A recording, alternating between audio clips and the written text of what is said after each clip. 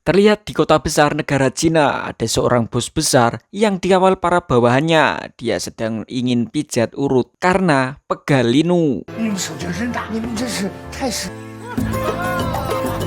Pindah di tempat lain, ada seorang wanita, dia lagi nyantai, lalu nelpon bawahan bos besar tadi. Setelah itu ada seorang pria berambut gondrong yang baru datang di depan hotel wanita tadi. Lanjut di teleponan pria penjaga tadi, dia bernama Guo Tian. Tak disangka, mbak-mbak tukang pijat tadi mau membunuh bos besar, sehingga beginilah jadinya. 算了，我只是想告诉你，我们快救我！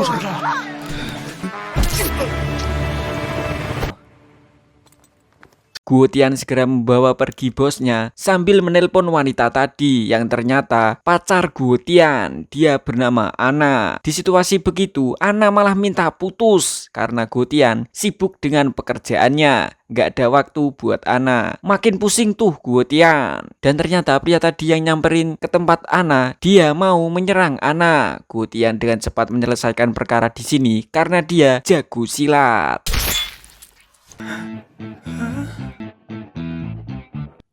躲起来。好。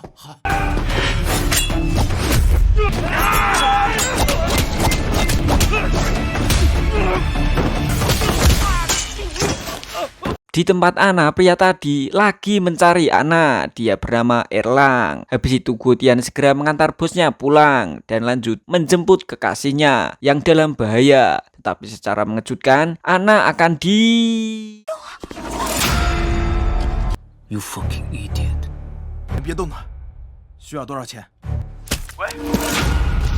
Nanti kalian akan tahu. Lanjut, ada dua ibu-ibu yang melapor ke polisi. Dia melihat ada penculikan. Singkat waktu polisi datang ke TKP dan di situ Guo Tian baru datang. Telat kamu bang. Pada saat Guo Tian lagi duduk, malah langsung ditodong pistol sama Mbak Intel yang cantik sekali. Lalu datang lagi satu pria teman Mbak Intel. Namun secara kilat Guo Tian mengendalikan situasinya dan menendang pria Intel tadi. Alhasil beginilah jadinya.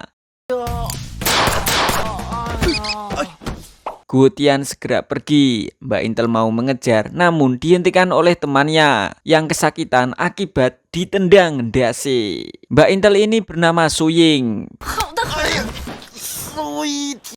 Pindah di tempat lain, terlihat seseorang yang lagi nelpon. Dia bernama Kov, seorang bos gangster paling berbahaya. Pindah di kantor polisi, Su Ying yang lagi di gudang. Dia sedang mencari berkas tentang Erlang. Tak lama temannya tadi muncul, dia bernama Jia. Jia bertanya, apa yang sedang dilakukan Su Ying di gudang? Su Ying beralasan, hanya membersihkan debu saja.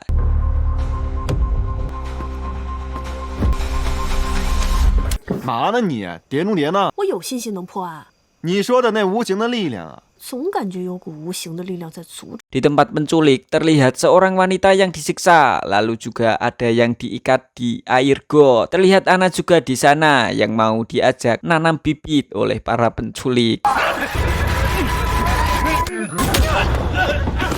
Tetapi ada satu wanita yang menghentikan sebelum semua itu terjadi. Wanita itu bernama Ria. Ternyata Ria ini adalah teman Ana guys, yang tega menjebak dan menjual Ana. Emang sih Ria ini tega makan temen. Hati-hati guys kalau milih teman, jangan sampai salah milih teman kayak Ana ini. Pindah di Erlang yang lagi nyantai. Tak lama para wanita yang direndam di air got tadi, termasuk Ana, sudah didandani rapi. Mereka datang ke situ untuk menghibur Erlang. Namun Erlang tidak sangean kayak pria tadi. Erlang hanya menyuruh Ana joget dan yang lainnya makan saja.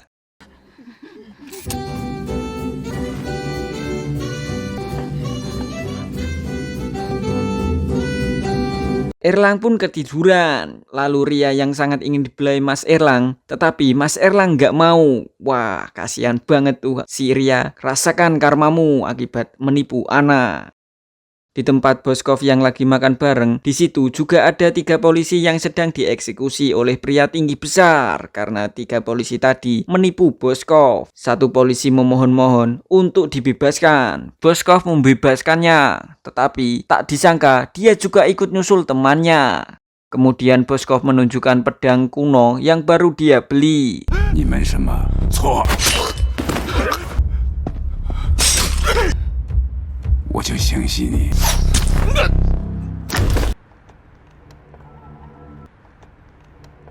Terlihat Gutian yang ada di alun-alun, dia malah menukar jasnya plus uang dengan jaket gembel. Tak lama dari itu, Gutian kelaparan karena semua uangnya diberikan ke gembel tadi. Tak disangka ada gadis baik yang memberikan makan. Gadis pun pergi. Setelah itu dengan lahap Gutian memakan pemberian gadis tadi, lalu tidur. Akan tetapi tiba-tiba Gutian diculik. Dia kemudian segera melepas ikatan dan mengambil kawat yang disembunyikan, lalu segera pergi untuk menyelidiki tempat itu. Siapa tahu ada pacarnya di situ. Di tengah perjalanan ada 1 penculik yang lagi pipis. Mendengar suara gerakan Gutian, namun inilah yang terjadi.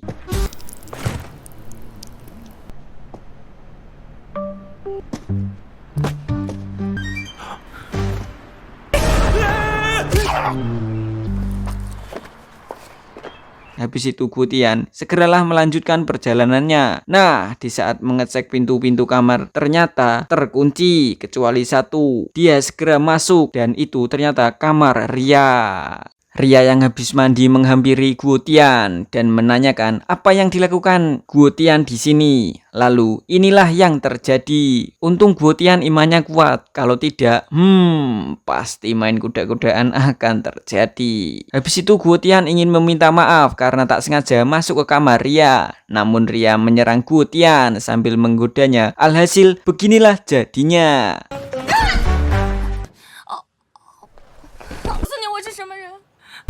我真的是被抓来的。 行不行？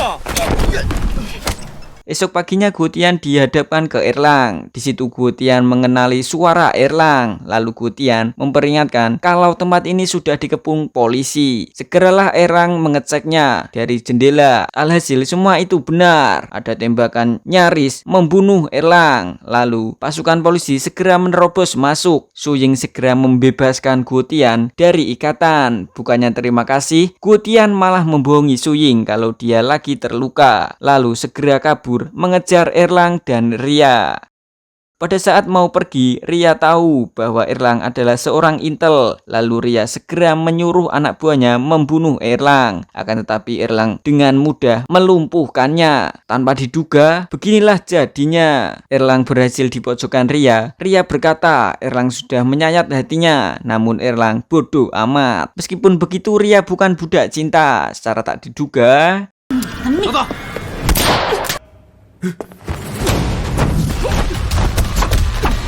lalu Gutian membrutal ke Erlang. Dia menanyakan tentang pacarnya. Erlang kira adalah Ria. Memanfaatkan itu, Ria mau menembak. Namun keduluan Erlang menembaknya. Dengan kilat Gutian merebut pistol Erlang. Namun Erlang mengajak pergi dari situ. Sekilas dilihatkan para polisi yang dipimpin Jia berhasil mengamankan tempat itu. Kembali ke Erlang dan Gutian, Erlang bertanya siapa Gutian ini. Gutian memberitahu mereka pernah teleponan saat pacarnya diculik. Lalu Erlang ingat dan segera mengajaknya pergi lagi. Ternyata Suying juga mengikuti mereka dari tadi. Sampailah mereka berdua di rumah Erlang. Erlang menyuruh Gutian ganti baju. Habis itu Gutian tahu foto Erlang yang seorang polisi. Gutian kira Erlang artis pemeran polisi, padahal Erlang polisi beneran. 换了吧。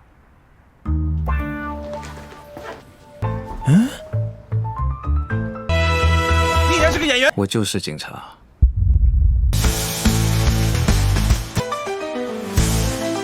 Habis itu Erlang menceritakan semua. Yang tahu identitas Erlang, seorang polisi, sudah mati dibunuh. 在之后，我上司的上司也 Maka dari itu, dia tadi lari. Erlang tahu otak pembunuhan semua rekannya adalah Boskov. Karena Boskov tidak mau bisnisnya diganggu. Erlang ingin Guotian membantunya karena pacar Guotian pasti ada di Boskov. Habis itu Erlang akan menemui salah satu kepercayaan Boskov yang bernama King Kong. Guotian pun setuju. Lalu Suying muncul. Dia juga ingin ikut karena Suying tahu bahwa Erlang adalah seniornya. Dia sudah menyelidiki berkas Erlang, akan tetapi mereka butuh senjata. Erlang tak punya senjata. Suying inisiatif ingin telepon seseorang yang bisa membantu mereka. Namun ternyata Erlang dan Guotian malah kabur, meninggalkan Suying. 我有个计划。我相信你。 Sampailah di tempat King Kong, pria tinggi besar yang mengeksekusi polisi tadi. Tanpa banyak bacot, Erlang dan Guotian langsung mengeluarkan jurus silatnya masing-masing untuk melawan anak buah King Kong.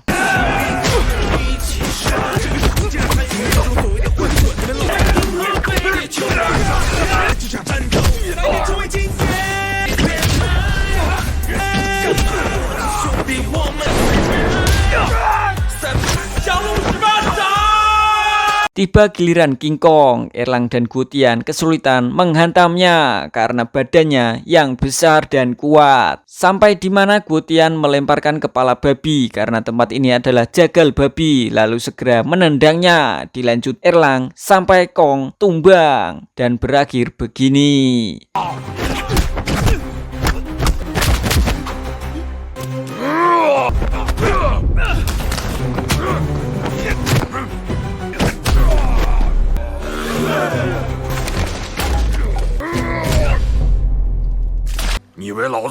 Diperlihatkan Guotian mencari pacarnya, namun tidak ada. Di sana cuma ada orang-orang yang diculik, lalu Guotian membebaskannya. Kembali di Kong dan Erlang. Erlang bertanya, gimana cara ketemu Boskov? Kong memberitahu bahwa Boskov tidak percaya siapapun, walaupun sama anak buahnya. Karena Boskov hanya memanggil anak buahnya saja kalau perlu. Dan ketika anak buahnya ingin ketemu, Boskov tidak mau. Habis itu Guotian muncul dan bertanya, di mana anak pacarnya?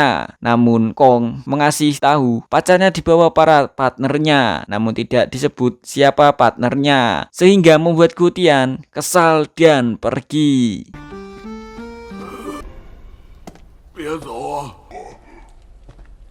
Ketika habis membeli roti, di mobil Erlang mengajak Guotian menemui anak buah Kop selanjutnya yang mengurus pembuatan narkoboi. Sekilas dilihatkan Suying datang ke tempat jagal babi, lalu menelpon bantuan dan pergi. Singkat waktu, Erlang dan Guotian sudah sampai di pabrik pembuatan narkoboi. Mereka disambut hangat oleh pria berkacamata. Kita sebut Wowo saja ya guys. Masuklah mereka ke dalam. Di situ Wowo sangat ramah sekali dengan mereka. Padahal baru kenal loh. Lalu Erlang tanya tentang Boskov. Tapi Wowo tidak tahu tentang Boskov. Malah ngomong ngalor ngidul nggak jelas. Lalu Wowo menunjukkan di dalam ruangan ada beberapa orang yang diikat di ranjang. Di situ katanya Wowo, dia mau menciptakan perdamaian dunia yang sesungguhnya. Dan inilah jadinya. 生活在我创造的完美世界，你们会永远幸福的。有吗？没有。 Mereka berdua diikat dan akan dibuat kelinci percobaan penelitian Wowo. Namun Erlang berontak, tapi apesnya dia malah mempersulit diri sendiri. Lanjut di Guotian yang mau ikut-ikutan Erlang, tapi kakinya nggak sampai. Dan alhasil beginilah yang terjadi. Untungnya Suying datang tepat waktu membebaskan Guotian, tapi mereka sedikit ngebug, hampir meninggalkan Erlang di situ. Di tempat lain terlihat seseorang diikat untuk dieksekusi oleh kelompok pemanah wanita. Kita sebut pemimpinnya Surti. Tak lama, Guotian, Suying, Erlang ke situ, namun diketahui pengintai kelompok pemanah, sehingga mereka bersembunyi dulu. Dan secara mengejutkan, mereka bertiga diserang kelompok pemanah. Habis itu mereka bertiga berpencar, Erlang menghabisi anak buahnya, lalu Suying bertugas menumbangkan pemimpinnya, yaitu si Surti. Sedangkan Guotian mencari Sandra, siapa tahu ada Ana. Namun di situ tidak ada Ana. Malam harinya Surti diinterogasi. Mereka bertanya di mana Boskov berada. Lalu Surti mengaku bahwa besok di kediaman Boskov ada acara pasar hantu, yaitu jual beli ilegal yang dilakukan para mafia dan orang-orang yang mempunyai duit saja. Dari mulai barang haram, senjata ilegal, manusia, dan masih banyak lainnya.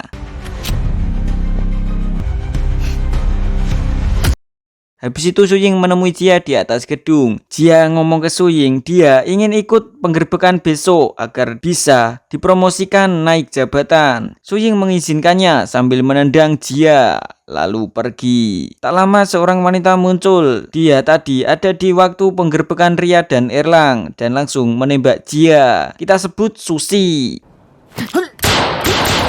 Esok harinya ketika Suying mau berangkat, dia harus menunggu mobil dulu karena tak sabar. Dia nyelonong masuk ke mobil orang. Suying menyuruh mengantarnya, namun bukannya menjawab iya atau tidak, dia malah menggoda Suying. Ya inilah yang kamu terima akibat berani sembarangan menggoda Polwan. Malam harinya Suying yang baru sampai di kediaman Boskov, dia segera menemui Erlang dan Guotian yang lagi menyamar. Lalu mereka mulai bergerak berpencar. Diperlihatkan suasana di tempat itu dari penjualan senjata, ngedugem, dan acara pelelangan.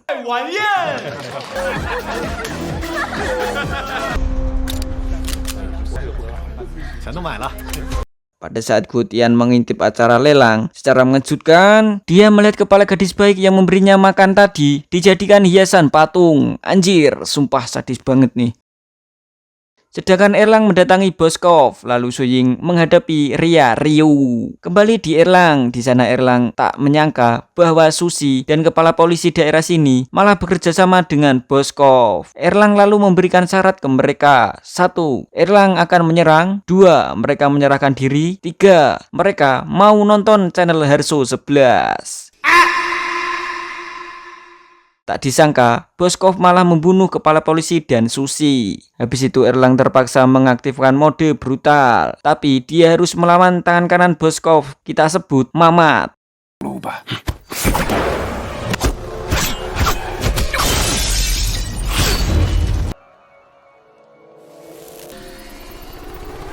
Pindah di pergelutan para betina. Di situ Ria memakai topeng. Akan tetapi Suying berhasil membuka topengnya, membuat Ria marah. Dan alhasil, beginilah jadinya.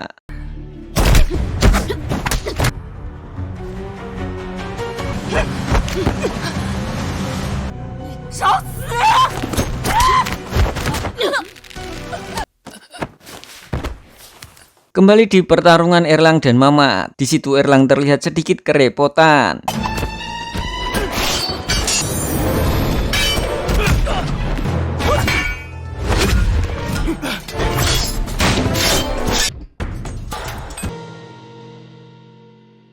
Lalu pindah di pelelangan. Di situ Ana sedang dijual. Anjir, sumpah gak tega gua ngelihatnya. Guotian segera menghampiri Ana. Lalu apa yang terjadi? Yang pasti Guotian langsung mengulti mereka semua sampai kabur ketakutan. Tapi tak semudah itu. Guotian dan Ana dikepung oleh para penjaga tempat ini. Awalnya Guotian ingin kabur saja, tetapi pintu belakang gak bisa dibuka. Alhasil dengan terpaksa Guotian mengeluarkan jurus Dewa Asura milik Zoro.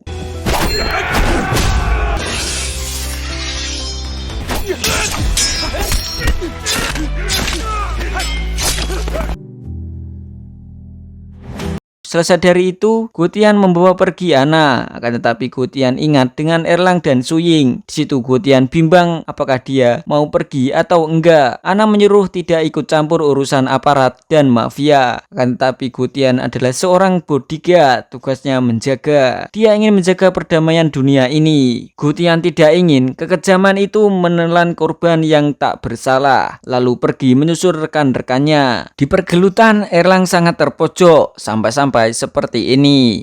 Erlang ditusuk dari belakang oleh Boskov. Namun saat mau dihabisi, Ana muncul, tetapi sama saja tidak banyak membantu. Mereka berdua mau dihabisi, akan tetapi penjaga perdamaian muncul sehingga Boskov dan Mamat kewalahan.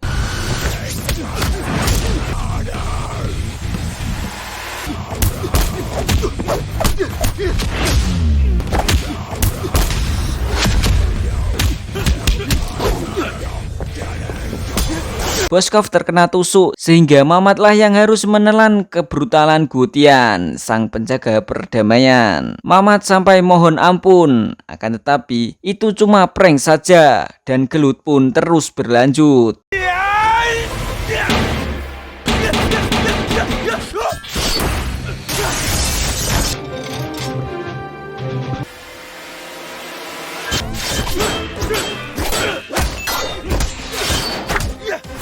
Sampai di mana Boskov melempar pedang kunonya untuk dibuat senjata Mamat. Akan tetapi Guo menangkapnya duluan dan Mamat harus tewas di tangan Guo Tian.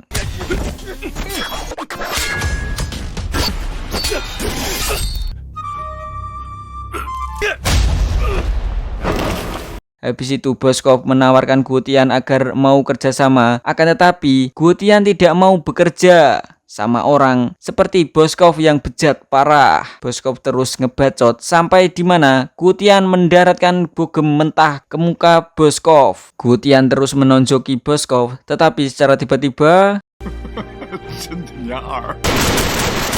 anak buah Boskov datang dan menembaki mereka bertiga. Guo Tian yang terkena peluru, dia muntah darah. Tak berhenti di situ, Boskov menembakinya lagi dan lagi. Sampai-sampai seperti ini. Pasukan polisi muncul yang dipimpin oleh Jia, membantai Boskov dan anak buahnya.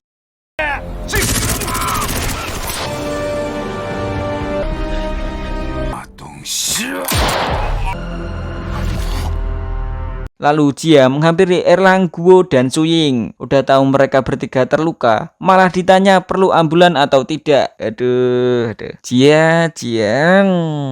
Beberapa minggu dari kejadian, di depan kantor polisi, Guo Tian pamitan pada Erlang dan Suying. Dia mau pergi nikah sama Ana. Lalu Suying memberikan pedang kuno tadi ke Guo Tian karena kontribusinya memberantas Boskov. Dan terungkap nama asli Erlang adalah Li Tietzhu.